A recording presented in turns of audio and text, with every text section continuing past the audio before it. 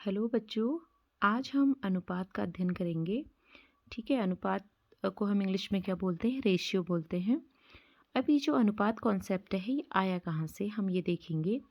तो यहाँ पर हम जो है एक उदाहरण के द्वारा, आपकी ही बुक का मैंने एक उदाहरण लिया है कि यहाँ पर हम दो ग्रुप बना लेते हैं, क्योंकि जो अनुपात है वो दो ग्रुपों के बीच हम करते हैं। ठीक है, तो यहाँ पर जो है दो ग्रुप हमने ले लिए, यानी कि ग्रुप मीन्स मतलब दो लोगों को हमने ले लिया।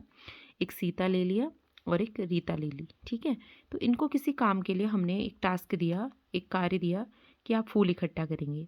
तो जो हमने टाइम पीरियड इनको दिया, तो सीता ने तो 30 फूल इकट्ठा किए और रीता ने कितने किए? 45 फूल। अब आप यहाँ पर बताएंगे कि किसने सबसे ज़्यादा फूल इकट्ठा किए।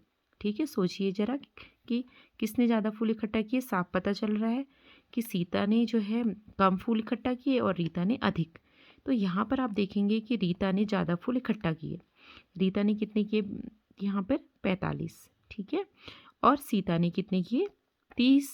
तो यहाँ पर ज़्यादा किसने किए?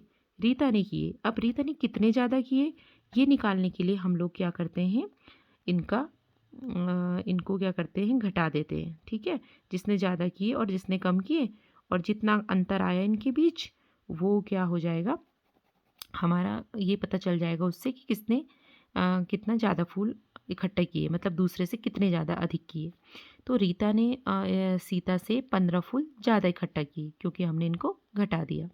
ठीक है, तो यहाँ पर इस विधि से भी हम इन दोनों के अंतर से भी हम ये निकाल सकते हैं कि इन दोनों में से किसने ज़्यादा फूल इकट्ठा किए हैं और कितने अधिक किए हैं। ठीक है, तो अब यही चीज़ को, ये जो अंतर है हमारा, ठीक है, इस अंतर को जो है, इस अंतर को, इस तुलना को हम क्या बोलते हैं? अनुपात बोलते हैं। ठीक है, जो ये अंतर या तुलना हम कर रहे हैं इन दोनों के बीच, इनके कार्यों की तुलना कर रहे हैं इकट्ठा करने की फूल, यही क्या है? अनुपात है। ठीक है, तो हम क्या करते हैं, दो राशियों के बीच जो भी हमने तुलना की वो क्या कहलाता है? अनुपात कहलाता है। सीधी सीधी बात है कि रेशियो क्या कहलाता है कि दो राशियों के बीच जो हम कंपैरिजन करते हैं वो क्या कहलाता है? अनुपात कहलाता है। अब अनुपात को जो है इस चिन्ह से हम दिखाते हैं। ठीक है, दो बिंदु आप किस प्रकार बनाएंगे? इस प्रकार। ठीक है, और ये जो गणित की सुंदरता है, इसकी ब्यूटी है गणित की, कि इसको हम चिन्हों के माध्यम से दिखा सकते हैं। तो दो राशियों के बीच अगर हमें तुलना करनी हो तो हम इसको दिखा सकते हैं। ठीक है, अब यहाँ पर आपने देखा कि सीता ने कितने फूल इकट्ठा किए? 30।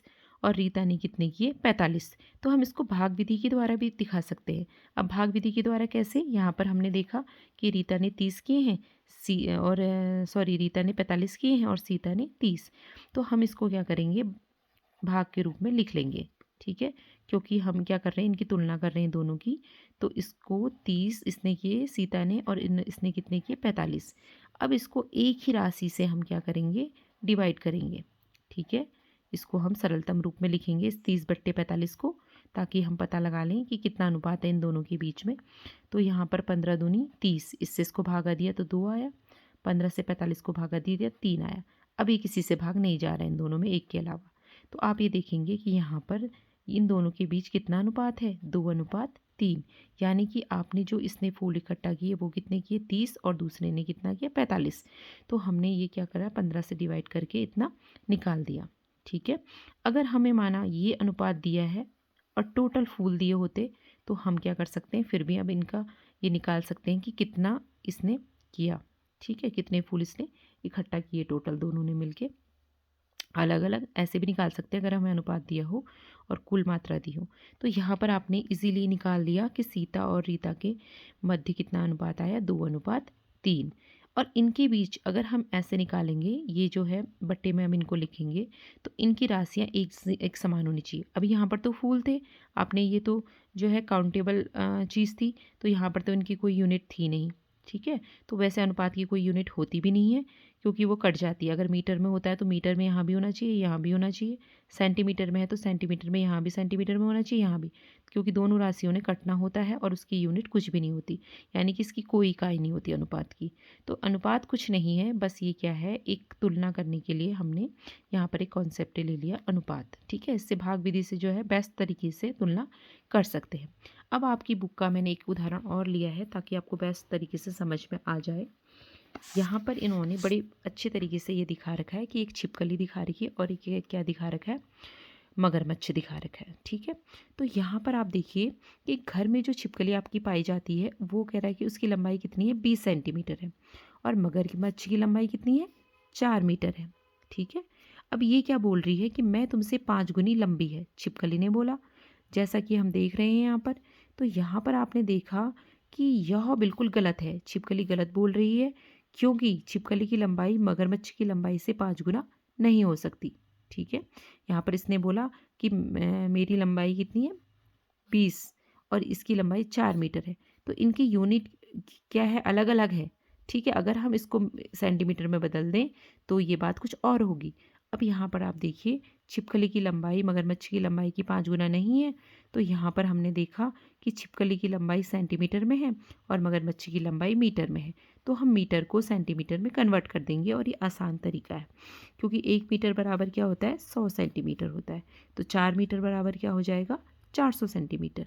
ठीक है, गुणा कर लेंगे, तो मगरमच्छ की लंबाई अब क्या हो जाएगी, मगरमच्छ की 400 सेंटीमीटर है और इसकी कितनी है, 20 है।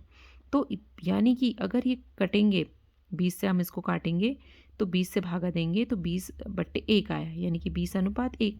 अब इससे साफ पता चलता है कि जो छिपकली है और जो मगरमच्छ है, मगरमच्छ जो है छिपकली की तुलना में जो क्या है, अधिक लंबा है। ठीक है, यहाँ से साफ पता चल जा रहा है, जिसकी लंबाई अधिक दिख रही है वो ज़्यादा लंबा होगा।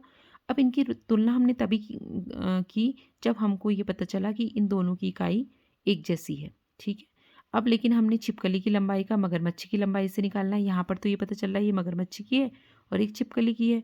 अब छिपकली की लंबाई की मगरमच्छ से निकालनी है, तो इसका अपोजिट कर देंगे, उल्टा कर देंगे, तो उसको ऊपर लिखेंगे और इसको नीचे लिखेंगे, उस छिपकली की लंबाई को। तो छिपकली यहाँ पर जब 20 और यहाँ 400 लिखेंगे, तो 20 से डिवाइड करिए तो कितना आएगा, 1/20। ठीक है, तो 1:20 आ गया। तो इससे यहाँ पता चल रहा है कि छिपकली जो है 1 है और मगरमच्छ 20 भाग है। तो यहाँ पर हमने देखा कि दोनों जो है, हम अगर ऊपर नीचे, मतलब कहने का अंतर है खाली, कि यहाँ पर इस तरीके से हम लिख सकते हैं। ठीक है, अगर यहाँ पर जो है पहले हम छिपकली ले रहे हैं, दूसरा मगरमच्छ, और यहाँ पर अगर हम जो है मगरमच्छ पहले ले रहे हैं और बाद में छिपकली, तो इस तरीके से हम इन दोनों की तुलना कर सकते हैं। ठीक है, तो यहाँ पर बहुत सारे उदाहरण हैं, इसके तहत आप समझ सकते हैं कि किस प्रकार से ये अनुपात हम निकालते हैं।